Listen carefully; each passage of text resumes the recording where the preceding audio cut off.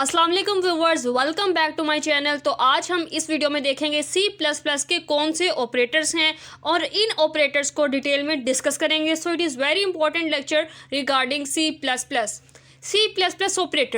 Operators are use to perform operations on variables and values.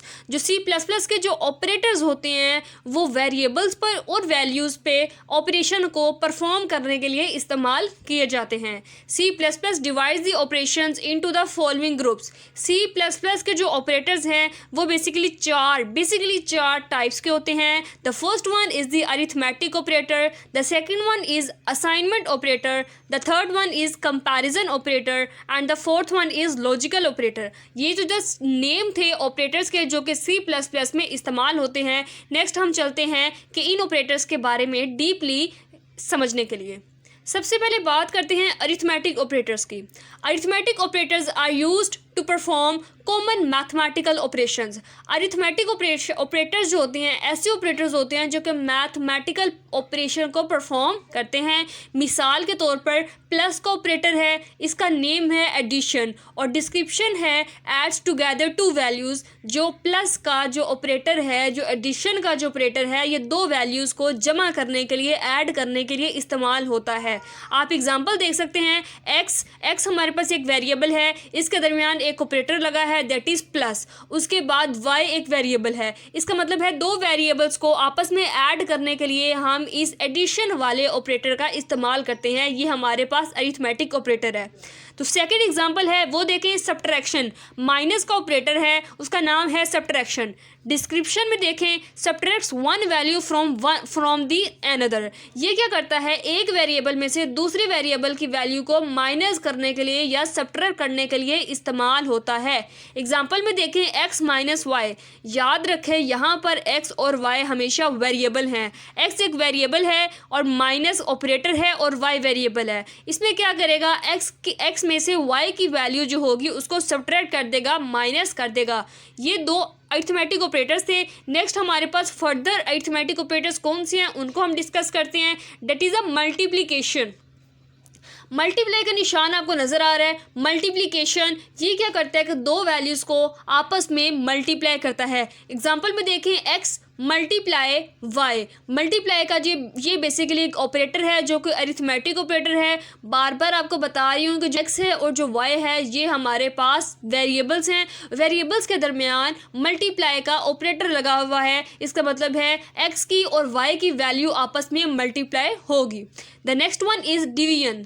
Divide का operator आपको नज़र आ रहा है, इसका नाम है डिवीजन। ये क्या करता है, divides one value by another. ये एक वैल्यू दूसरी के साथ डिवाइड कर देता है। मिसाल के तौर पर x डिवाइडेड बाय y। ये हमारे पास एग्जांपल है, x और y वेरिएबल हैं जिनके दरमियान डिवाइड का यानी डिवीजन का ऑपरेटर लगा हुआ है। ये x की वैल्यू जो है उसको y से ये डिवाइड कर देगा और हमें रिजल्ट शो करवा देगा।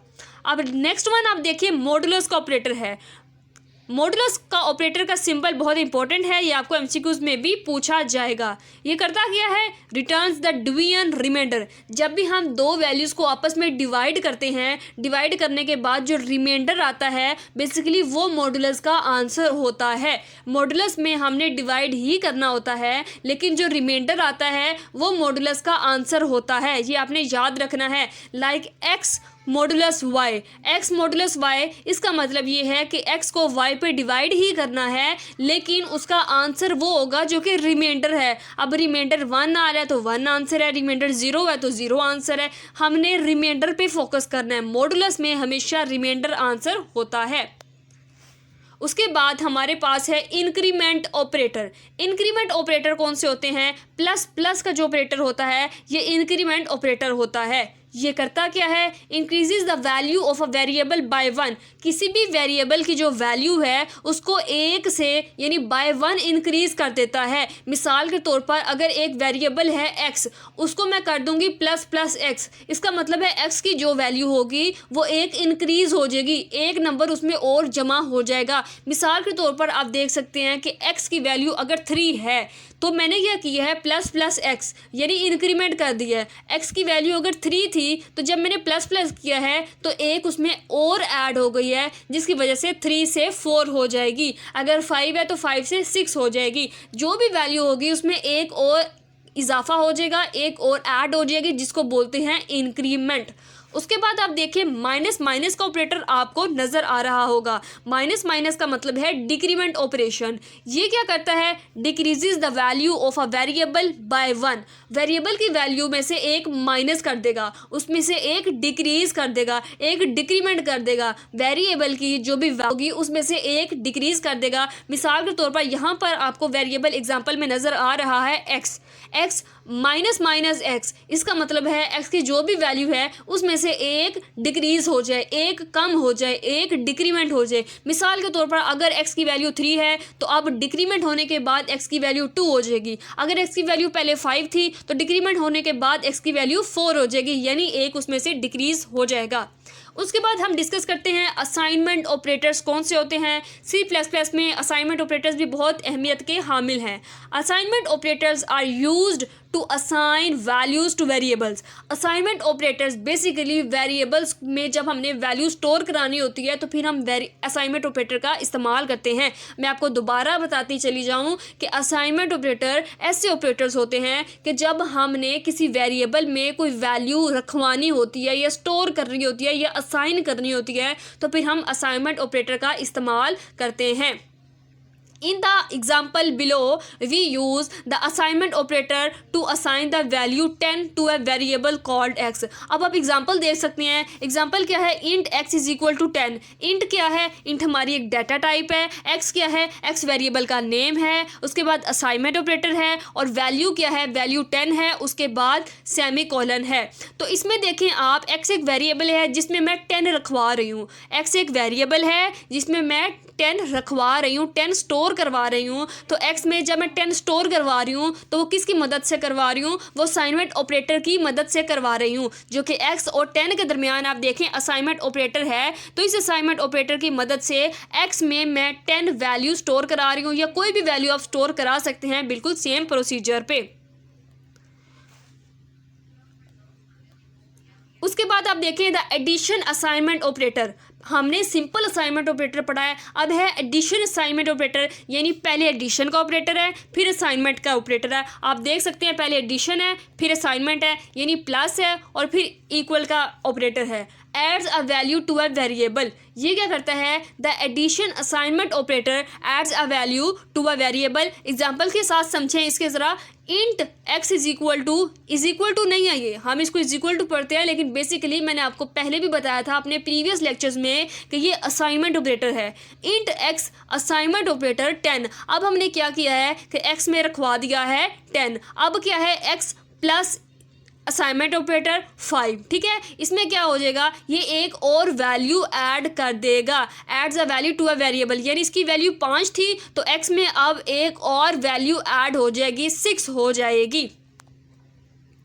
उसके बाद हमारे पास है कंपैरिजन ऑपरेटर्स। क्या होती हैं ये भी बहुत इंपॉर्टेंट ऑपरेटर्स हैं रिगार्डिंग टू C++।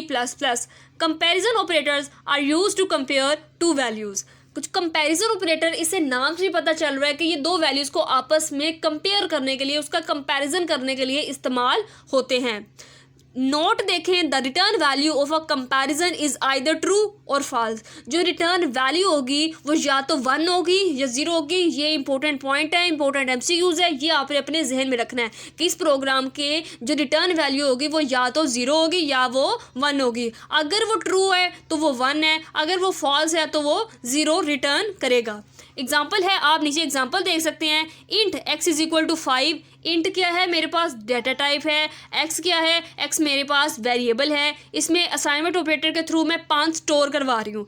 x क्या है, x मेरे पास एक वेरिएबल है जिसमें मैंने 5 स्टोर करवाया है। फिर मैंने एक और वेरिएबल लिया y के नाम से, इसमें मैंने 3 स्टोर करवाया है। उसके बाद देखें सी आउट में x greater than y। Greater than क्या है, ग्रेटर देन कंपैरिजन ऑपरेटर है। वो कह रहा है x y से बड़ा है। सी आउट में उसने क्या कहा है कि जो x है वो y से बड़ा है। अब कमेंट्स में देखें क्या लिखा हुआ है, returns 1 because 5 is greater than 3। वो क्या रिटर्न करेगा, वो 1 रिटर्न करेगा, क्योंकि अगर ये कंडीशन ट्रू है तो वो 1 रिटर्न करेगा, अगर ये फॉल्स है तो वो ज़ीरो रिटर्न करेगा। अब देखते हैं वो कह रहा है cout x greater than y. X की वैल्यू 5 है, वाई की वैल्यू आप देख सकते हैं 3 है। इसका मतलब है 5 जो है वो 3 से बड़ा है, तो ये मेरे पास बिल्कुल ठीक है, एक्स वाई से बड़ा ही है, ग्रेटर देन ही है। सो ये मेरे पास बिल्कुल करेक्ट था, जिसकी वजह से उसने 1 रिटर्न किया है।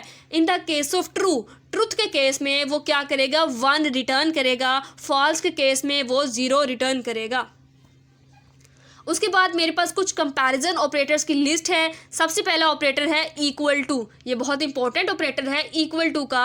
हम जो सिंगल इक्वल का ऑपरेटर होता है हम बेसिकली उसे इक्वल टू बोलते हैं, जो कि बिल्कुल गलत है, वो असाइनमेंट ऑपरेटर होता है। इक्वल टू का ऑपरेशन जो डबल इक्वल है ये इक्वल टू का ऑपरेशन है। इसकी एग्जाम्पल है एक्स इक्वल टू वाई, यानी एक्स और वाई ये दोनों क्या हैं, आपस में इक्वल हैं। उसके बाद आप देखें हमारे पास एक एक्सक्लेमेटरी निशान है जो कि नॉट का निशान होता है, उसके साथ इक्वल का निशान है। ये हमारे पास है X not equal to Y, इसका मतलब है एक्स वाई के इक्वल नहीं है। उसके बाद हमारे पास नेक्स्ट ऑपरेटर है ग्रेटर देन का। दो मेरे पास वेरिएबल्स एग्जांपल में देखें, दो वेरिएबल्स हैं एक्स और वाई, इनके दरमियान मैंने ग्रेटर देन का ऑपरेटर लगाया। इसका मतलब है एक्स जो है वो वाई से ग्रेटर है, बड़ा है। उसके बाद मेरे पास ऑपरेटर है लेस देन का। दो वेरिएबल्स लिए एक्स और वाई, इसके दरमियान लेस देन का ऑपरेटर लगा दिया। इसका मतलब ये है कि जो एक्स है वो वाई से छोटा है, लेस है। उसके बाद मेरे पास नेक्स्ट है ग्रेटर देन और इक्वल टू। ये बहुत इंपॉर्टेंट है। इसमें आप देखें दो ऑपरेटर्स लगे हुए हैं, एक मेरे पास ग्रेटर देन का है और एक इक्वल का है। इसका इंपॉर्टेंट पॉइंट ये है कि अगर इन दोनों में से कोई एक भी ट्रू है तो मेरी कंडीशन ट्रू होगी। ग्रेटर देन और इक्वल टू, और का मतलब है या, इनमें से कोई एक भी ठीक हो गया तो मेरे पास मेरी कंडीशन बिल्कुल ठीक होगी। लाइक एग्जांपल में देखें X greater than equal to Y. X जो है वो या तो वाई से बड़ा होना चाहिए या वो वाई के इक्वल होना चाहिए। अगर वो बड़ा है वाई से फिर भी ठीक है, अगर वो इक्वल है फिर भी ठीक है। अगर ये दोनों कंडीशंस ट्रू हैं फिर भी ठीक है, अगर कोई एक भी ट्रू है फिर भी ठीक है। उसके बाद देखें बिल्कुल इसी तरह लेस देन और इक्वल टू, ये भी दो ऑपरेटर्स को कंबाइन किया हुआ आपस में, लेस देन और इक्वल टू। एग्जाम्पल में देखें X less than equal to Y. X जो है वो वाई से या तो छोटा होना चाहिए या वो वाई के बराबर होना चाहिए। इन दोनों कंडीशन में, ये दोनों कंडीशंस भी ट्रू हो सकती हैं, इन दोनों कंडीशन में से कोई एक कंडीशन भी ट्रू हो तो ठीक है। उसके बाद देखें नेक्स्ट हमारे पास है logical operators. Logical operators are used to determine the logic between variables और वैल्यूज़। लॉजिकल ऑपरेटर हमारे पास वेरिएबल्स और वैल्यूज़ के दरमियान लॉजिक को फाइंड करते हैं, उसको डिटरमिन करते हैं। हम इसको ऑपरेटर्स के साथ समझेंगे तो आपको आसानी से समझ आ जाएगी। सबसे पहला और इम्पोर्टेंट हमारे पास जो ऑपरेटर है वो है एंड ऑपरेटर। सबसे पहला जो ऑपरेटर है वो है एंड ऑपरेटर, इसको हम लॉजिकल एंड बोलते हैं। डिस्क्रिप्शन देखें, returns true if both statements are true. Students मैं आपको बताते चलूँ कि ये बहुत लॉजिकल ऑपरेटर्स बहुत ज़्यादा इंपॉर्टेंट जो ऑपरेटर्स होते हैं। अगर आप किसी भी लेवल में स्टडी कर रहे हैं तो आपको ये बेसिक कंसेप्ट लाजमी पता होना चाहिए। अब देखें जो एंड ऑपरेटर है इसको हम लॉजिकल एंड बोलते हैं। लॉजिकल एंड का रूल ये होता है कि अगर हमारे पास दो वेरिएबल हैं एक्स और वाई, या मेरे पास दो कंडीशंस हैं या मेरे पास दो स्टेटमेंट्स हैं, उन दोनों स्टेटमेंट्स को ही लाजमी ट्रू होना चाहिए। डिस्क्रिप्शन में देखें returns true if both statement are true. अगर दोनों, मिसाल के तौर पर हमारे पास दो कंडीशंस हैं, दोनों कंडीशंस अगर ठीक होंगी तो फिर ही मेरे पास लॉजिकल एंड ट्रू होगा, अदरवाइज़ वो ट्रू नहीं होगा। मिसाल के तौर पर टीचर स्टूडेंट को कहती है कि आपने ये काम सुबह लिख कर भी लाना है और सुबह याद भी करके लाना है। इन दोनों के दरमियान जो ऑपरेटर है वो और का है, और का मतलब एंड का है। इन दोनों के दरमियान जो ऑपरेटर है वो एंड का है। इसका मतलब है उसने सुबह काम लिख के भी लाना है और याद भी करना है। अगर स्टूडेंट ने काम लिखा है लेकिन याद नहीं किया फिर भी उसको पनिश की जाएगी। अगर उसने याद किया है लिखा नहीं है फिर भी उसको पनिश की जाएगी। अगर दोनों ही ट्रू हैं यानी उसने याद भी किया है और उसने लिखा भी है, इसका मतलब है फिर उसको बिठा दिया जाएगा, उसको अप्रिशिएट किया जाएगा, फिर ट्रू हो जाएगा।